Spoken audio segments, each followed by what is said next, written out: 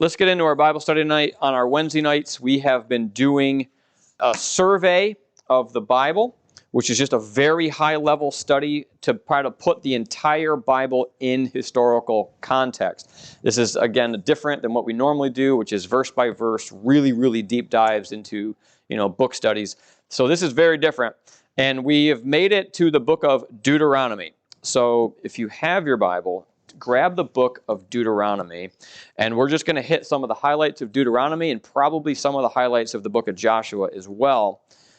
The book of Deuteronomy. What does deutero mean? Two. And onomy, believe it or not, it means the law. So it literally means the second giving of the law. And basically what it is it's a recap. It's a review of all the laws that God had given to the nation of Israel during Exodus, Leviticus, and Numbers. Not so much in Leviticus because that's mostly for the Levites themselves, but it recaps a lot of it and puts it all in one place. The book is written 40 years after the Exodus, basically. It's right when the nation of Israel has really completed their wilderness wanderings at the end of the book of Numbers, and they're right there on the eastern side of the Jordan River, getting ready to cross over. And before they do, Moses needs to remind the nation of some pretty important things. And a lot of it has to do with, number one, the covenant that God made with them, their responsibilities under that covenant, but he also has to address some more practical things. Because remember, the generation that came out of the adult generation that came out of Egypt is all dead, except for three people: Moses, Joshua, and Caleb. And this generation is the children that came out and those that have been born in the wilderness up until this point. And so their fathers failed. You remember when we were studying the book of Numbers, they failed miserably at Kadesh Barnea. When they sent those spies into the land, they saw the giants and they were afraid of them. And they didn't have faith to overcome the giants. Well, guess what's going to happen now? This new generation is going to get the same chance that the previous generation had, and guess what they're going to have to confront?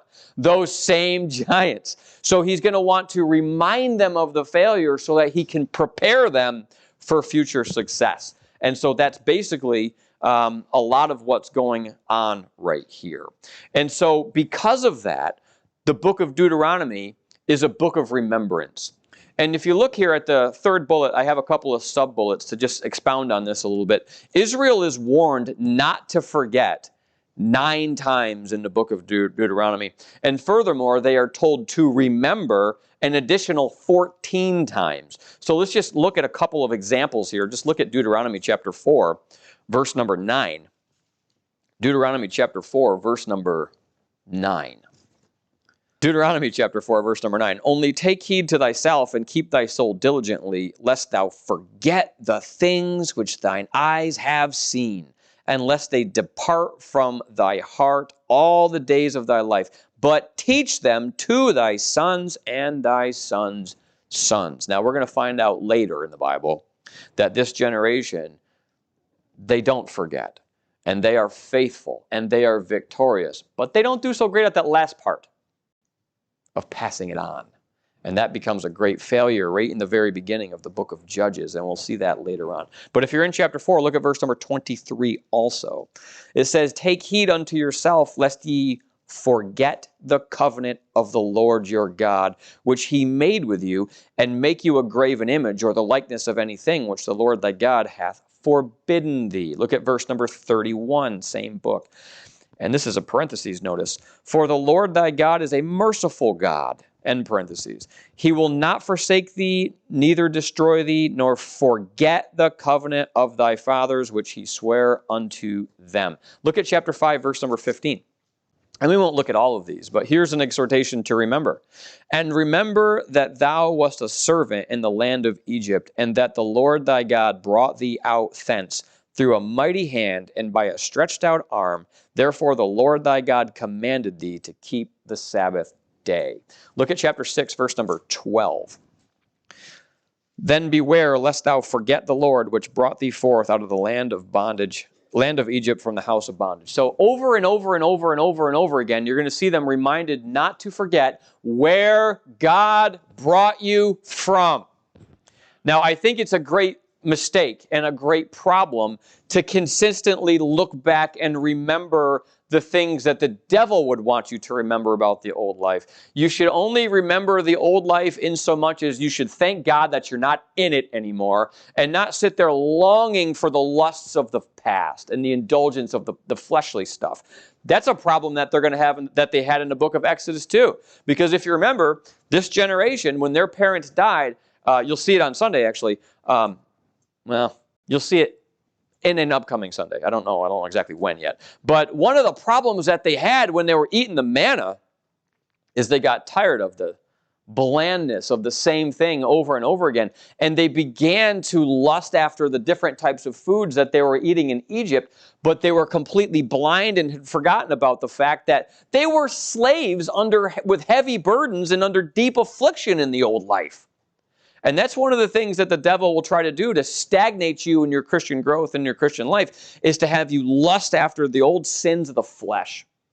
You got to make a clean break, and you got to get away from that stuff. So you got to remember where God brought you from, and you need to rejoice that you're not in that junk anymore. But you don't go lusting after that old junk. You got to remember. Now remember, these guys saw physical miracles and great manifestations of the glory and power of God, not just at the Passover and in the 10 plagues, and not just in the separating and the dividing of the waters and passing through, and not just in the miracles that took place with their shoes not wearing out and the manna from heaven and the sustenance that God gave them. I mean, they saw all those things physically, and you haven't seen physical manifestations like that. You haven't seen fire from heaven and all that kind of stuff. But you got to remember the things that God's done for you spiritually. You've all seen the hand of God work in your lives. First of all, to save you, to illuminate the scriptures, bring conviction into your heart, and to give you enough faith to believe it and to get saved. And then to little by little see God work in the other areas of your life and change your heart and change your desires and change your appetites and your attitudes. And you've seen miracles in your own heart from the hand of God. Don't forget those things. Don't forget those things. And I think it's also important to remember, because we so easily forget, that Paul, when he's writing to Timothy, put thou in remembrance, put thou in remembrance. When Peter's writing in 1 Peter, he says, remember, remember, remember. In the New Testament, we are told the same exact thing that the Jews in the wilderness were told.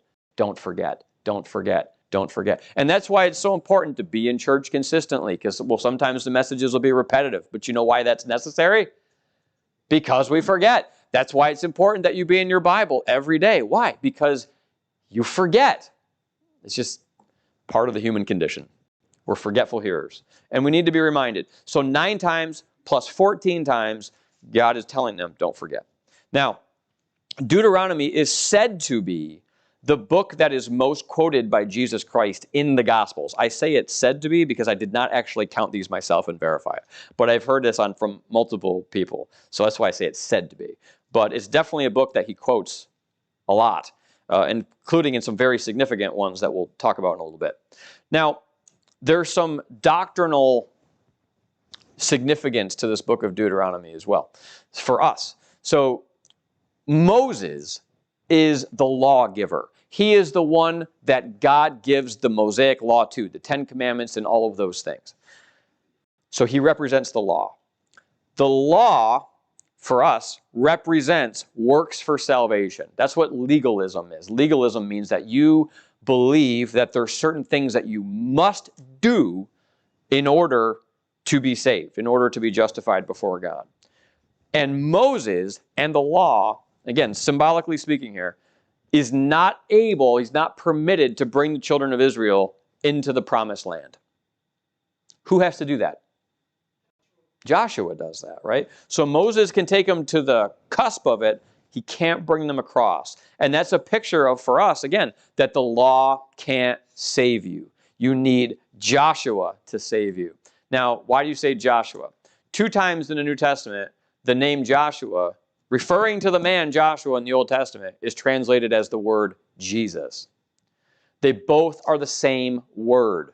They come from the Hebrew word Yeshua. And when you translate Yeshua from Hebrew into English, it translates as the name Joshua. When you take that same name from Greek and you translate it into English, it translates as Jesus. It's the same name. So Jesus is the one who can save you. Jesus is the one that does for you what the law can't do. It can't save you.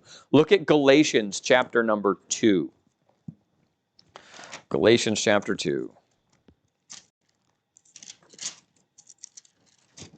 Did we get that live stream working or no? Nothing, huh? All right.